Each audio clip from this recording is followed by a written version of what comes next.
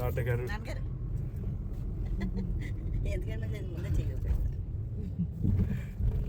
Hi బంగారమ్స్. మన సాయి బర్త్డేకి వైజాగ్ వెళ్ళాం కదండి.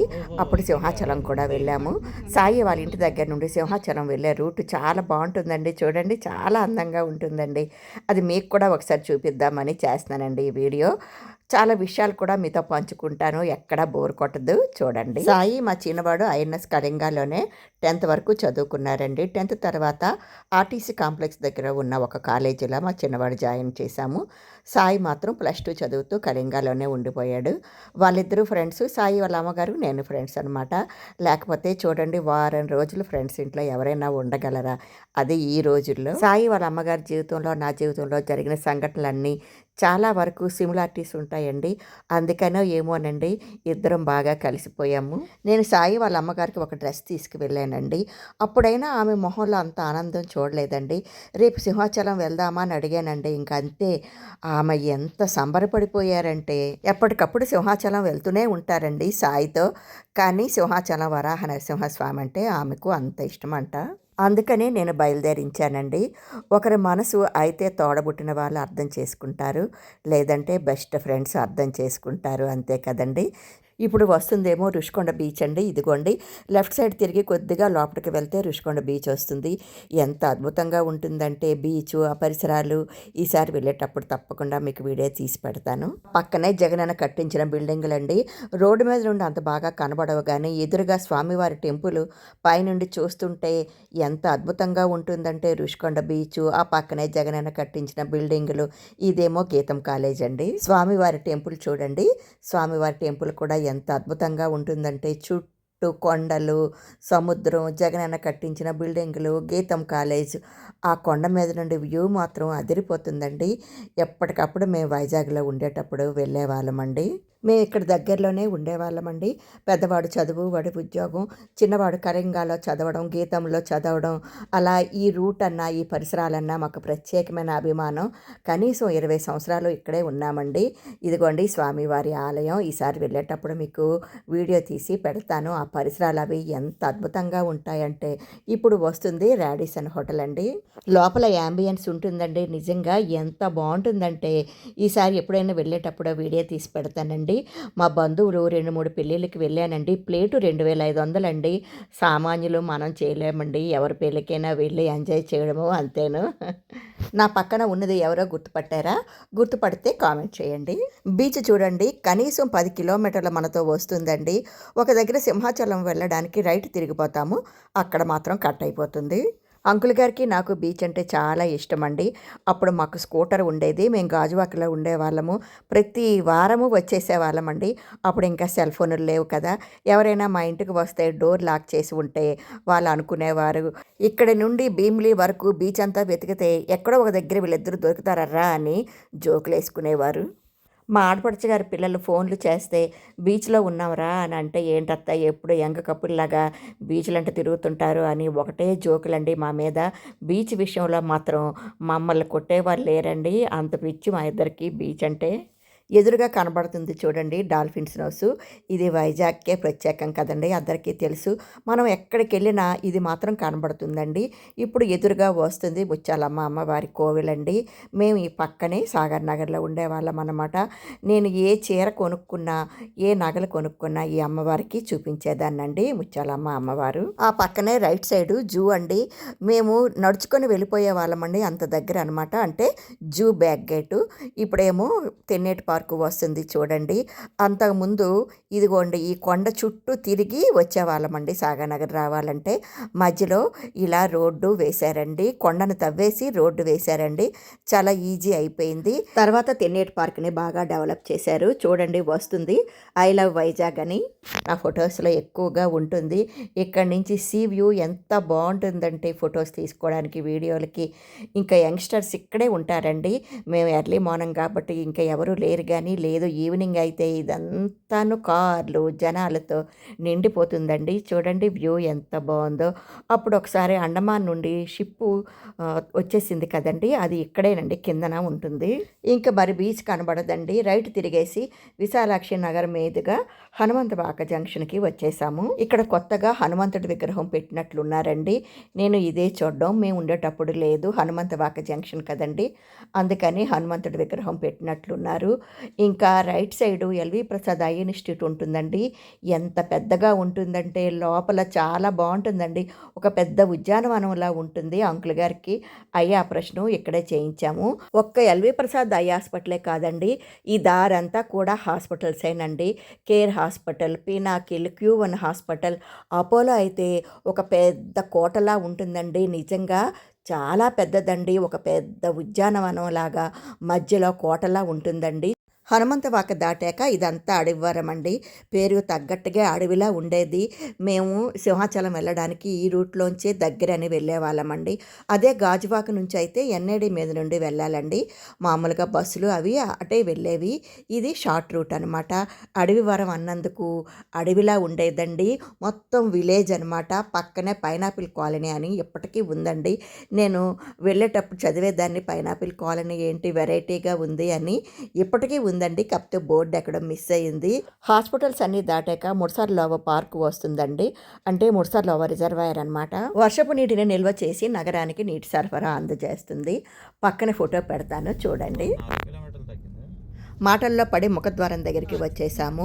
ముందైతే హనుమంతవాక నుండి చుట్టూ తిరిగి మనం మెయిన్ ఎంట్రన్స్ దగ్గరికి వెళ్ళే వాళ్ళమండి. కానీ ఇప్పుడు కొండ మీదకి ఇలా షార్ట్ రూట్ వేశారండి. 4 కిలోమీటర్లు తగ్గిందని బాబు చెప్తున్నాడు, విన్నారు కదా. కారుకి 100 రూపాయలండి టికెట్ తీసుకొని స్వామివారికి నమస్కరించుకొని బయలుదేరామండి. చూడండి ఆ ప్రకృతి సోయగం ఎంత అందంగా ఉంటుందంటే, చుట్టూ కొండలు, పచ్చని చెట్లు, చల్లని వాతావరణం ఎంత అద్భుతంగా ఉంటుందంటే అంత బాగుంటుందండి. పదండి చూద్దాం. మేము గాజువాకలో ఉండేటప్పుడు ప్రతి నెల వచ్చేవాళ్ళమండి. పిల్లలకి ఏదైనా ఒంట్లో బాగుండకపోతే మొక్కేసుకోవడం వచ్చేయడం అండి. ఏదైనా చిన్న ప్రాబ్లం వస్తే మొక్కేసుకోవడం వచ్చేయడం అండి. ఎప్పుడు స్వామి దర్శనమేనండి మాకు. మీకు ఇంకో విషయం తెలుసా, మా మ్యారేజ్ అయ్యాక మేము వచ్చింది ఈ స్వామి దర్శనానికేనండి. మా మ్యారేజ్ అయ్యాక ఫస్ట్ స్వామి దర్శనం ఇక్కడే అనమాట. అందుకనే ఏమోనండి, నాకు సింహాచలం వరాహ నరసింహస్వామి అంటే చాలా ప్రత్యేకమైన అభిమానం. మా అమ్మగారు శ్రీకాకుళం నుండి నన్ను చూడడానికి వచ్చినప్పుడల్లా ఈ టెంపుల్కి వచ్చేవాళ్ళమండి. ఇక్కడ సంపంగి పూలకి, పనస చెట్లకి ఫేమస్ అండి. మా ఆడపడుచు గారు కాస్త పలుకుబడి ఉన్న వాళ్ళు అనమాట. వాళ్ళ ఇంటి పక్కనే మేము ఉండేవాళ్ళము.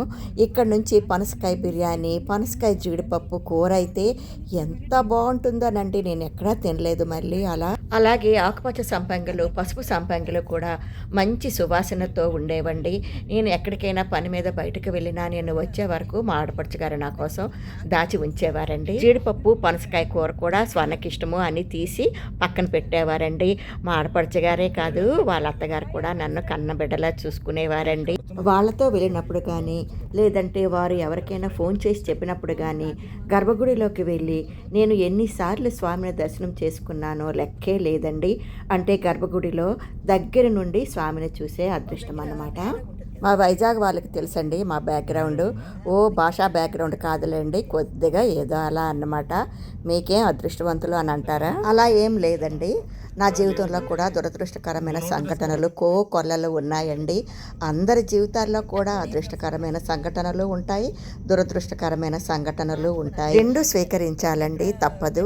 కానీ మంచి అనుభూతుల్ని మనసులో పెట్టుకొని ఆనందిస్తాము. చెడు అనుభూతులకి కాస్త దూరంగా ఉండడానికి, వాటిని మర్చిపోవడానికి ప్రయత్నిస్తామండి, అంతేను. మర్చిపోలేము. మచ్చుకు మీకు ఒకటి చెప్తాను, వినండి. మా మ్యారేజ్ అయిన కొత్తలో అంటే ఒక 2 ఏళ్ళు అలా ఉంటాయండి బాబుకి. చిన్న చిన్న ఫంక్షన్స్ అవి అవుతాయి కదండి. 3 అలా అవుతుందండి. ఎర్లీగా కూడా కాదు, మధ్యాహ్నం 3 గంటలకి. బాబుకి కూడా తినిపించాలి. ఇప్పుడు పిల్లలు అనుకోండి అలా ఏమీ భయపడరు. వాళ్ళు తినేయడం, పిల్లలకి పెట్టేయడం, వాళ్ళ తర్వాతేనండి ఇంకెవరైనా సరే. అప్పుడు అలా కాదు కదండి, చిన్నతనం, అది కాక అన్నిటికీ భయమేనండి. 3 దాటిపోయిందండి, బాబుకి అప్పుడే పెట్టేశాను. ఇంకా నేను కూడా తిందామని కూర్చునేసరికి పిల్లలకంట పెట్లు మోసిన వాళ్ళు హడావుడి ఎక్కువ అంటారు చూడండి. అలా ఒక ఆమె వచ్చి, ఫలానా ఆమె నీకోసం వెయిట్ చేస్తుంటే నువ్వేంటి తినేస్తున్నావు అసలు చూడు ఆలోచించకుండా అని అంటుంది. నాకు ముద్ద దిగుతుందా మీరే చెప్పండి. ఎవరి కోసమో నేనెందుకు ఆగుతానండి? బాబు ఉన్నాడు కదా నాకు చిన్నవాడు, వాడు మూడు బట్టి నేను ప్రవర్తించాలి కదా. 3 దాటిపోయింది, పోనీ నేనేమైనా 1 గంటకి తినేసానా ఏంటి? ఆ తర్వాత 2 ముద్దలు కూడా తినలేకపోయానండి, లేచిపోయాను. ఆ సంఘటన తలుచుకున్నప్పుడల్లా మనసు చివుక్కుమంటుంది. అంకుల్ గారేమో వాళ్ళ బుద్ధికి తగ్గట్లుగా వాళ్ళు మాట్లాడతారు, అవేమీ పట్టించుకోకు అని లైట్గా తీసేస్తారు. నాకు మాత్రం చాలా బాధేస్తుందండి అలాంటి సంఘటనలు తలుచుకున్నప్పుడల్లా. కాకపోతే వాళ్ళంతే సైకోలో అని వదిలేస్తుంటానంతే. ఏం చేసినా ఏం తెచ్చుకున్నా నలుగురికి పంచే తినమని చెప్తారండి మా అమ్మగారు. మమ్మల్ని అలాగే పెంచారు. బయట నుంచి ఏ పకోడీలో బజ్జీలో తెచ్చుకొని దాచుకొని తినేయడం అసలు మాకు తెలియదండి. ఎడ్యుకేటెడ్ ఎంప్లాయ్ అండి మా అమ్మగారు, చాలా ధైర్యవంతురాలండి. ఆమె ధైర్యంలో 1% కూడా మాకు రాలేదండి. శ్రీకాకుళంలో రావణమ్మ గారంటే మంచి పేరండి. పులి అనుకోండి, అమ్మంటే పులండి. చూడండి మాటల్లో పడి కొండ మీదకి వచ్చేసాము. కొండ మీదకి వచ్చే వే చూసారా ఎంత బాగుంది కదా. జీవితం అంటే ఆనందమే కాదండి, దుఃఖం కూడా ఉంటుంది. కొందరి జీవితాల్లో దుఃఖమే ఎక్కువగా ఉంటుందండి. అదే పిటి అన్నీ మీతో పంచుకోవాలని అనిపిస్తుంది, అందుకనే ఇలా షేర్ చేసుకుంటున్నాను. ఒకసారి చెప్పినట్లుగా నాకు యూట్యూబ్ అంటే నా డైరీ అండి, అంతేను. డైరెక్ట్గా చెప్పవచ్చు కానీ చెప్పలేనండి.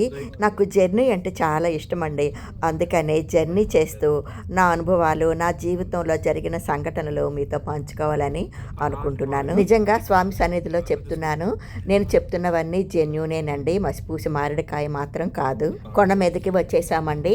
కార్ పార్క్ చేసి ఫోన్ మాత్రం ఎలా లేదండి. మా దర్శనం ఎలా అయింది, భోజనం ఎలా చేశాము, ఇవన్నీ నెక్స్ట్ వీడియోలో మీకు చెప్తానండి. బాయ్ బంగారామ్స్.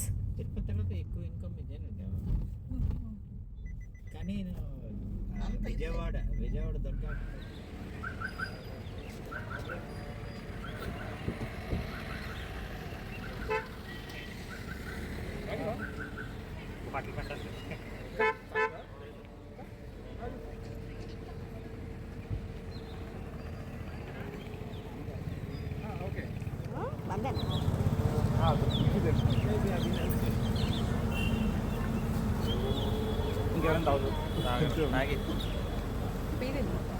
హాయ్ చెప్పండి రవీంద్రనాథ్.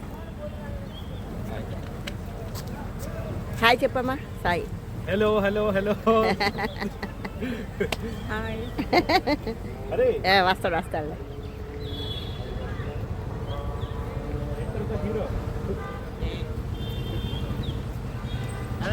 ఉండండి. హాయ్ చెప్తుంది, హాయ్ చెప్పు.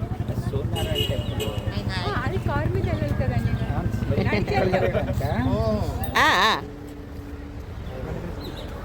అదే